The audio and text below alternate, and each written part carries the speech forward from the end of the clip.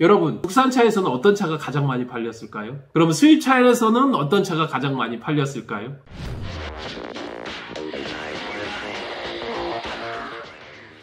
정말로 어떻게 지나갔는지 모르게 반이 훌쩍 지나갔어요. 2021년 상반기 처음에 우리가 시작을 할 때 정말로 걱정이 많았죠. 그런데 생각 외로 신차들도 좀 나왔고, 실제로 데이터로 놓고 보면 메이커 입장에서는 고부가가치 차량들이 꽤 약진을 하면서 현대, 기아, 제네시스는 역대급 매출을 좀 올렸고요. 그와 반대로 르상쉐 고전을 면치 못하고 있다. 국산차의 브랜드별 점유율을 보니까 역시 현대, 기아, 제네시스 순이고, 대수로 놓고 본다 하더라도 현대차가 29만 9천 대, 기아차가 27만 7천 대, 제네시스가 놀랍게도 점유율이 9.8%까지 올라오면서 한 7만 2천 대 정도를 상회하고 있습니다. 제네시스의 성장이 좀 놀랍죠? 수입차도 보면 역시 인기 브랜드들이 상위 탑5를 차지하고 있는데, 예년에는 미니가 이 자리를 차지하고 있었는데 볼보가 탑5 안으로 올라왔다는 점은 우리가 좀 눈여겨볼 만합니다.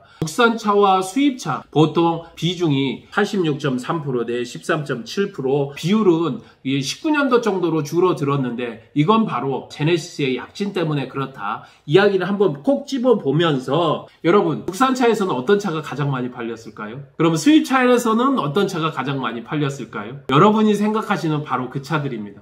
2021년도 상반기에 가장 많이 팔린 국산차는 그랜저입니다. 2019년도에 나온 더 뉴 그랜저 IG가 5만 3천여 대로 1등을 차지를 했고요. 2020년도에 16만 대 가까이서 매달 12,000대 평균을 팔았는데 만 대를 지금 하회하고 있죠. 팔린 만큼은 팔리지 않았나 이런 생각도 들고, 그의 경쟁 모델로 G70이나 G80, 그랜저와 좀 경쟁을 했다. 그리고 포토2 같은 거는 거의 그랜저를 육박을 합니다. 봉고3 같이 합한다면 바로 1톤 차량들이 이렇게 엄청 팔리고 있다는 게 놀라울 따름인데요. 생활 밀착형 화물차들인 바로 1톤 차량들이 이렇게 단기에 한 10만 대, 1년에 한 20만 대 가까이 팔린다는 게 놀라울 따름인데요. 차량이 없어서 못 팔지 이게 뭐 재고랑 안거라 이렇게 절대 있을 수 없고, 그래서인지 지금도 인도를 받으려면 2개월 이상, 전기차 같은 거는 이미 3, 4월 달 되면 그 당해에 있는 쿼터가 다 날아갈 정도고요.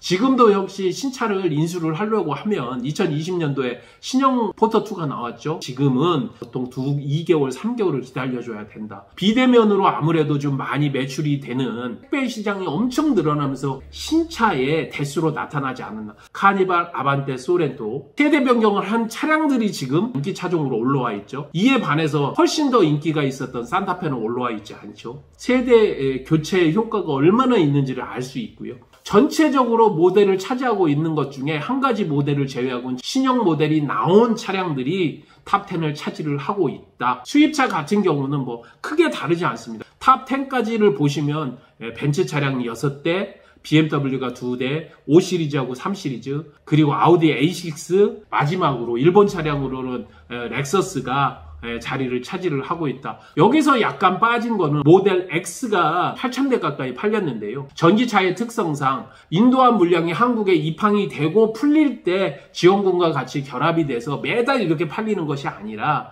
한꺼번에 기다렸던 분들에게 인도되는 타입이기 때문에 그래도 눈여겨볼 모델로는 모델 X를 꼽을 수 있다, 이렇게 이야기를 드리도록 하겠습니다. 자, 여기서 눈여겨봐야 될 점은 바로 제네시스의 약진입니다. 제네시스가 2016년에 프리미엄 라인으로 빠져나와서 SUV까지 라인업을 가지면서 평균적으로 7천만 원으로 보고 7만 대라면 거의 5조 가까운 매출을 올렸다는 거고요. 그러면 정말 좀 대단하지 않습니까? 한국 시장에서도 프리미엄 라인이 먹힌다는 것을 그대로 보여줬고, 벤츠 E클래스나 G80이 이거와 좀 경쟁을 했죠. 뭐 GV80 같은 경우는 5시리즈나 아니면 벤츠의 GLE 클래스, X5나 S6, GLE E클래스, GLE 클래스 중에 쿠페 이런 정도의 차량들과 경쟁을 하면서 대수를 꽤 늘려갖고 수입차 브랜드에 대항해서 만들었던 제네시스가 시장 점유율을 3.8%, 6.8%, 그리고 9.8%까지 매년 3%씩 늘려나갔고, 그에 반해서 르샹쉐 같은 경우는 18%에서 16.8%, 현재는 12%까지 점유율이 엄청 낮아진 걸 볼 수 있습니다. 고급차 시장에서 제네시스가 그만큼 약진을 했고 매출도 기여를 많이 했고 수출도 역시 많이를 해서 실제로 해외 수출에서 대수로는 5만 대 정도가 줄었는데 매출 볼륨으로 보면 2배가 늘었다는 거 아니겠습니까? 이게 바로 제네시스 런칭을 현대 기아에서 엄청 잘했기 때문에 이런 결론이 나오지 않았나. 그래서 2021년도 상반기에 눈여겨볼 만한 첫 번째 포인트를 저는 프리미엄 브랜드로 런칭을 한 제네시스가 안착을 한 첫 해가 아니냐, 이렇게 이야기를 좀 해보도록 하겠습니다. 여기서 눈여겨봐야 될 점 두 번째, 기아자동차의 로고의 변천사인데요. 77년 동안 톱니에서 바퀴에서 깃발로 뭐 이런 식으로 변전이 됐다, 이런 기사들도 있고 로고를 변경을 시켰는데 성공적으로 좀 변하지 않았나. 기아자동차가 약진을 했다고 하는 부분들이 이런 로고 부분도 있고 토탈 모빌리티 기업으로 좀 변한다, 이렇게 이야기를 하면서 이 GMP 플랫폼을 기반으로 해서 전용 전기차 EV6가 나왔죠. 이 부분도 좀 좋고 모델의 디자인을 좀 바꾸면서 K8과 K9을 새롭게 런칭을 했는데 K8 같은 경우는 이 기사처럼 그랜저의 선주문을 깨버리고 선주문 예약 23,000대로 꽤 많은 호응을 얻고 있다는 점, 이런 점이 기아자동차가 현대자동차와 매월 매출의 1, 2위를 다툴 정도로, 거기에 이제 결정타가 나오죠. 7월 달에 인기 있는 SUV 스포티지가 새롭게 런칭을 한다는 점, 거기다 디젤 1.6 엔진과 하이브리드 차량을 싣고 나온다는 점을 기아자동차의 하반기의 실적이 훨씬 더 나은 실적을 가져올 것이라는 것에 뭐 눈여겨볼 만하죠. 세 번째는 현대자동차의 아이오닉, 기아자동차의 EV6 선주문을 넣었더니 거의 다 오다가 꽉 찼다, 이렇게 보시면 맞을 것 같고, 해외에서도 역시 선주문이 엄청 들어왔다는 점, 올해 생산한 물량은 이미 다 확보한 것이나 마찬가지다. 그와 더불어서 제네시스에서 G80이 전동화 버전이 나와서 지금 선을 보였습니다. 그리고 테슬라의 2020년, 21년에 그냥 온라인으로 주문하고 한국에서 받아가지고 처리를 하는 건데 21,000대가 팔렸습니다. 작년 한때 월 판매 대수 1위에 올리기도 했었죠. 모델 3 같은 경우에는. 제가 무슨 이야기를 하고 싶은 거냐, 디젤 차량들은 현저하게 모델이 판매가 줄어들거나 중고차로도 역시 좀 다운이 됐고 일부 모델에서는 디젤 모델 자체가 나오지를 않고 있습니다. 그와 반해서 전기차는 지금 약진을 하고 있다는 거죠. 물론 이전에도 니로 같은 전기차들이 나오고는 있었지만 본격적으로 전기차의 전용 모델은 아이오닉을 기반으로 국내에선 출시가 된 거고, 전 세계적으로 인기가 있었던 테슬라가 한국에서도 들어오면서 본격적인 전기차 시장을 열었는데 그 시작이 바로 2021년 상반기가 아닌가라는 생각을 듭니다.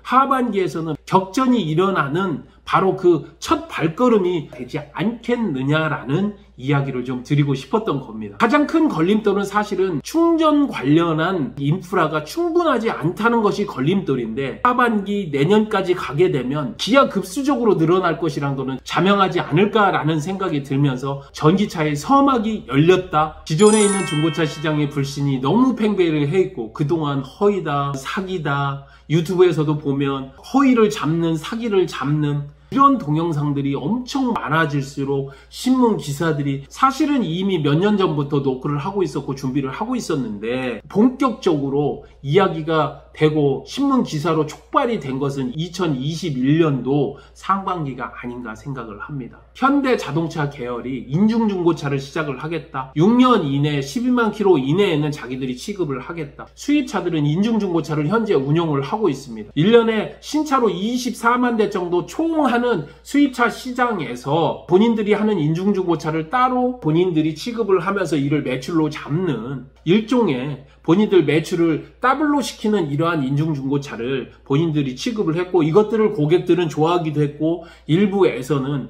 반칙이라고 하기도 했었는데, 작은 업체들이 인중중고차를 하는 것과 인중중고차 시장으로 아예 현대 기아차가 들어와서 본인들의 어떠한 인증중고차의 시스템을 구축시킨다는 것은 완전히 다른 부분인데, 중고차 시장의 이슈는 바로 이것이 아니었나. 중고차 업체들은 국회에 가서 이것은 생존의 길이다 하고 소위 말하는 투쟁을 하기도 했고, 정부와 삼자 간에 서로 논의를 하기도 했었는데, 실제적으로는 현대의 인증중고차가 시장에 들어온다고 보는 것은 결정된 것이 아닌가 생각을 합니다. 이로 인해서 전반적인 시스템은 개선이 될 것이고 가격적인 구조는 유통 단계가 늘어남으로 기업으로서 전체적인 가격 변동은 있을 거고 금융 시스템에 대해서도 분명히 있을 것입니다만은 이에 대해서 찬성하시는 분들이 분명히 현재로는 많아 보이고 환영하시는 분들이 많습니다만은 제가 이야기를 드릴 수 있는 거는 전반적으로 환경은 깔끔해지나 가격은 상당하게 올라갈 것이라는 이야기를 하면서 현대자동차의 인증중고차 진입 이슈가 네 번째로 이슈가 아니었나 이렇게 생각을 합니다. 그 외에도 생각나는 몇 가지들이 있는데 폭스바겐에서 유럽에서는 지금 팔고 있지는 못하는 디젤 라인업과 한국에서는 엄청 잘 팔고 있다는 이런 씁쓸한 이슈도 있었고요. 전 세계적으로 반도체 쇼테이지 이슈가 있었기 때문에 신차가 출고가 되지 않아서 중고차 가격이 전반적인 상승이 있었다는 것. 미국 같은 경우에서는 렌트카 업체들이 주식이 올라갈 정도로 렌트카 수요가 엄청 늘어났었다는 것.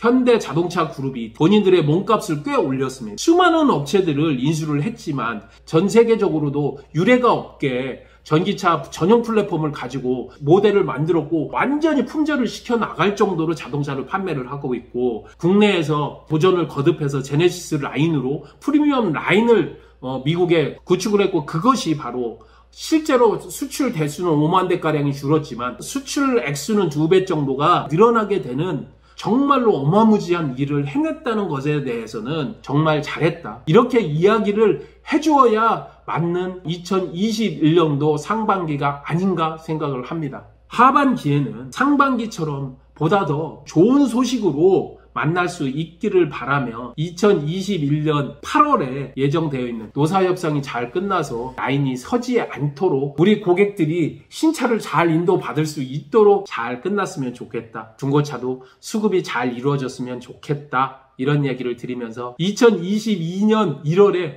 다시 만나 뵙도록 하겠습니다. 지금까지 시우카TV의 정진환이었습니다.